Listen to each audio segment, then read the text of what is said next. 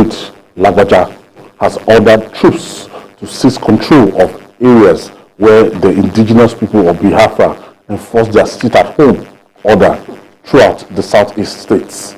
The order came after a Finland-based pro-Biafra agitator, Ekpa, announced that there will be a 2-week sit-at-home in the southeast region from July 31st. According to him, the order was to demand the immediate and unconditional release of detained IPOB leader Nnamdi Kanu, as well as facilitate the freedom of Biafra nation, among others. Therefore, spokesperson Muyiwa Adejobi noted that the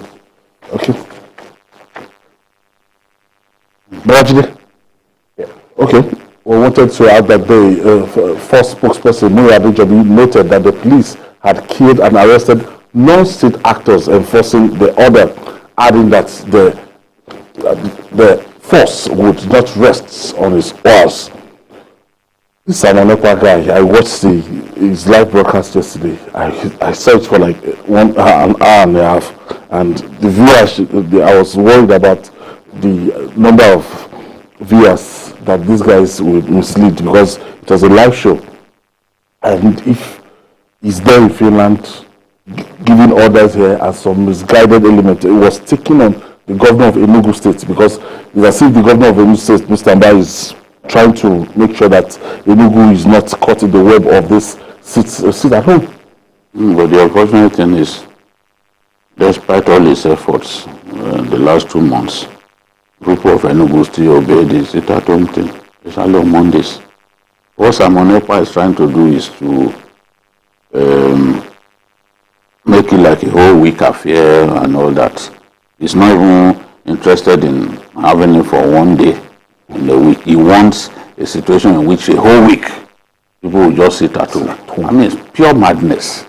And there has been no concrete effort taken to ensure that, look, we protect our people on the days that these guys expect them to simply sit at home doing nothing.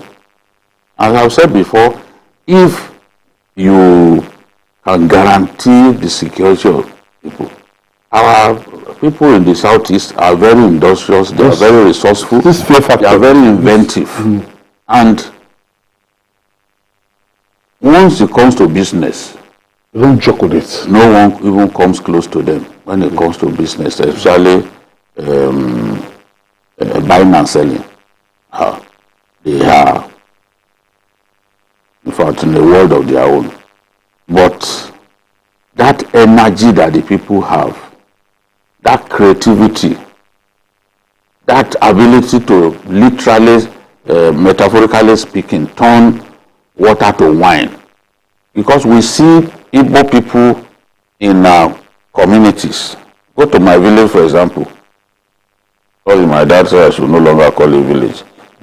Go to my town. For example, you will see an Igbo man who had lived there for years. Some call him the Dangote of the town. Because there is no sphere of business that he is not into. He's the one, he will sell beer to people. He has a little department store of his own where he sells provisions and all that. This same person will do, what do they call this Paga business? POS. Those POS business. People go to him to make those transfers and all that. Different pieces of business. This guy is there. For the job. With his wife, and his wife always on her feet, helping out. So they identify what the people need and they give it to them. Now in their own area, where they should really blossom, everyone knows what Onitsha used to be now. The biggest market in West Africa, but they cannot open on Mondays. I mean, you can't explain. How do you explain that? The Igbo man wants to open his container on a Monday morning. Now you have forced him to move as far as Akwa Ibom, all these places, to open his container. You are stifling business in the southeast and causing businesses to relocate to other parts of the country. It's not right. And that's why leaders from that zone, they need to come out and resist the attempt to force this wicked brand of civil disobedience on the people. And people like Ekpa, just as we suggested last week, I don't think it's too much if our government decides to interface with the Finnish government and get this guy put behind bars. I'm not saying that would put an end to it, but let's not, at least, but it will have as a on a daily basis. The level, and he's far away, he's happy where he is. Comfortable there. Yes, I'm pushing people to their deaths here. I just don't get it. Even Nnamdi Kanu that you are saying that you are fighting for, Nnamdi Kanu can't be happy to watch his people being killed. It was this sort of thing that made him to take up the fight in the first place. He cannot watch his people suffer. And now you are making it look like causing people to suffer, shooting people who come out on your own people. Killing your people. There was a time and you want it to look like something good. The military guys and everything. But right now, no, look at what happened in Ebonyi now, because for a long time Ebonyi didn't obey this thing. You know, they went there and they were just firing at people. And what the army chief said that they should identify their bases is not easy, because they are mobile, they move around with Sienna, you know, and if you just open fire on any Sienna that you see, you may eventually kill innocent people. You know, they are mobile, they don't stay in one place. So how do you, it's like armed robbery gangs. So many armed robbery gangs, they don't have a den where they stay. They just call each other on phone, let's gather here, let's meet here. From there they go to the location of their robbery plan. So it may not be easy, but let the security forces, on those days that they know these guys will come out, dominate the area. Dominate the area, let us see whether they will come out. Well, if they dominate the area, I think that will instill confidence. It will boost the morale of people to come out. Well, you know that the entire street is deserted at the order of a non-state actor. The issue is that even if you put a lot of soldiers out there, there will also be fear in the populace.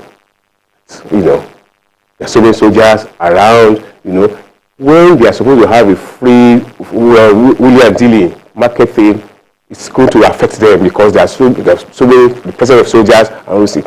And I think the people in the Southeast should have a rethink about what is happening to them. It is always in the Southeast that we are having this problem. We just spoke about vandalization of the second Niger bridge, which is supposed to benefit the people. It is that Omisha end, Southeast end, that we have that vandalization of those items. That Southeast end, we are talking about sit at home. It started with the Monday on, you know. Now they want to extend it by a week.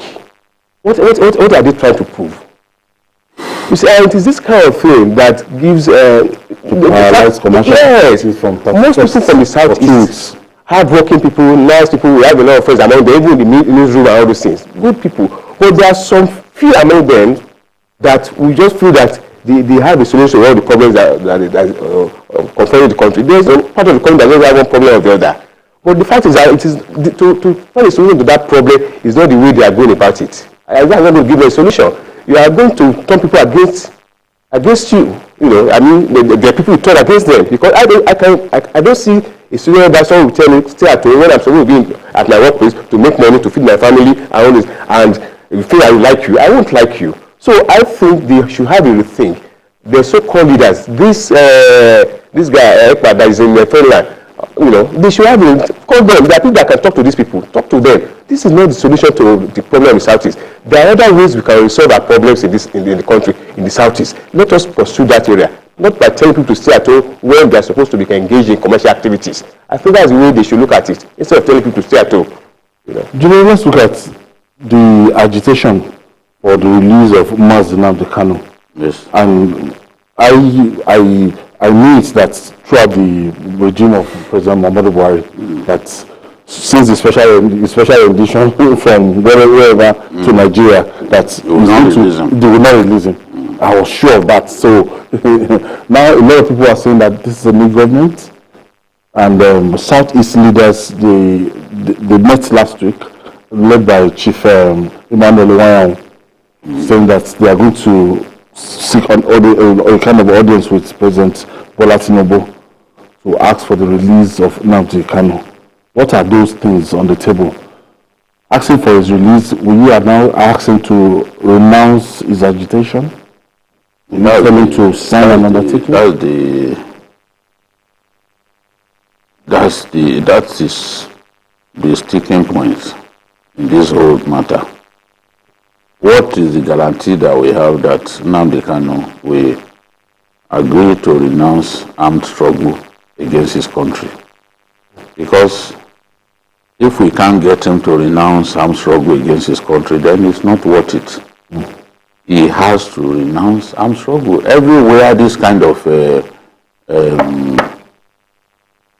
dialogue has worked, you have to renounce that armed struggle in exchange for freedom and in exchange for peace. No government will. So no government will allow you go back through all that pain to bring you, and then allow you to continue just the way you are doing things. I have always demanded that Nnamdi Kanu should be released, and I've always asked for dialogue to be considered, because I've seen worse things, worse conflict between government and individuals, and government and groups, resolved through dialogue. So what Nnamdi Kanu is doing is not a new thing. We've seen others, even people more violent than him, or both in action and in the spoken word. But something must give. If you won't give up your armed struggle against the state will be reluctant to make peace with you. In fact, they will be happy to keep you in detention, because they believe that once you are here, you will not disturb them. You can actually give freedom to someone, and that person will then be the catalyst to even remove you from power. Yes. So it's a matter that they have to take their time. There was, in my view, a premature attempt to get the House of Reps also to look at the matter of his release. Clearly, they had not done enough consultation. Kanu's matter is an emotive matter. It's not something that you bring up and you won't see people retreat into their ethnic cocoons. You won't see people say a lot of those things that divide us. So before you can bring up such a matter, you must consult widely. Let them see why it is necessary at this time to have this. For me, I remember that the president said he will make peace with people in the southeast, that the agitators in the southeast. But it's also important for him to take his time. The government is still very new. There are some decisions that you can't take in a hasty manner. So I can understand why Mr. President has to wait a little bit and see, do the Wanyawus of this world, for example, do they have any influence on Mazi Nnamdi Kanu? I know that someone like the late Mbazulike Amechi, First Republic Minister of Aviation, even said that he has some control over him, that if the president will release him to him, that he will listen, and whatever he tells him he will do and all that, But Mbazulike Amechi and Wanyawu are not the same. In terms of acceptance, in terms of even the way people perceive them in that area, they are not the same. The way people perceive Chukwuemeka Ezefe it's not the same way they perceive Wanyawu, for example. Because there's Wanyawu, a leader of but I don't think that people perceive him just the same way they perceive or they perceived Mbazulike Amechi. So in agreeing to release this person for peace to reign, you know, they have to also ask, whom am I releasing him to? Can this person give me the guarantee that Nnamdi Kanu will renounce his armed struggle against the state if we release him? They must have that conversation in detail, a thorough conversation before we can get to that level when the government will be ready to take that decision. I believe it's possible, but I still think that there are many rivers to cross before we get to that point. Is it true that the elders have been quiet? Some people accuse the elders in the Southeast of this.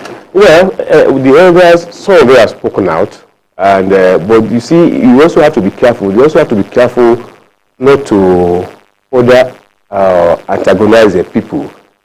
You know, there are some people in the Southeast today who sees Nnamdi Kanu as a savior, as a leader, as someone that they can look up to, especially the younger elements. But I believe an elder is now saying contrary to what Nnamdi Kanu is preaching. Of course, is looking for the high of the people, of those people. So they have to also be very careful about what they say out there and the way they manage the situation. For the release of Kanu, I feel that he should be the one that should give a commitment.